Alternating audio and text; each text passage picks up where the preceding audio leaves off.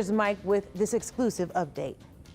I want to make a sincere apology to the people of New Orleans.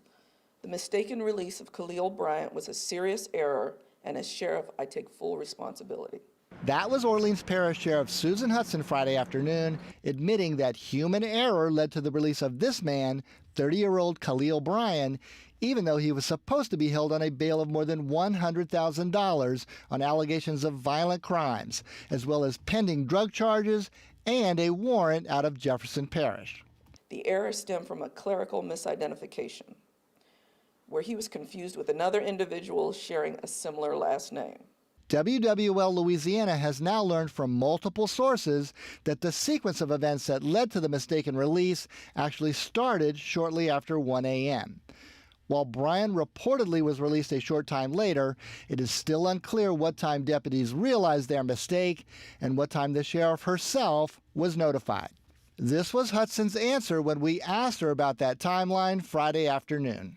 We're not going to put out any information right now until we confirm all that. The public doesn't know for almost 15 hours, and the person who has a history of violence is out there on the loose. WWL political analyst Clancy Dubose said that whatever the sheriff's internal investigation eventually shows, it will not help the sheriff in her tough re-election campaign, especially after the delayed notification following 10 inmates' escape in May, giving them a head start on authorities. One of those inmates, Derek Groves, remains at large. As for the person who shares the same last name as Bryant, who was supposed to be released, that didn't happen until much later on Friday. The fact that the person who should have been released earlier still took hours to get released just makes it that much worse.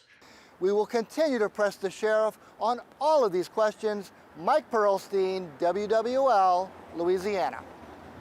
And all of this comes as Sheriff Hudson was found in contempt of court by criminal court judges 2 weeks ago. The contempt was for not resuming deputy staffing of weekend court hearings. Today, we understand that emergency measures were taken to have deputies on hand to hold court. Hudson is scheduled to be sentenced on that contempt charge on August 4th.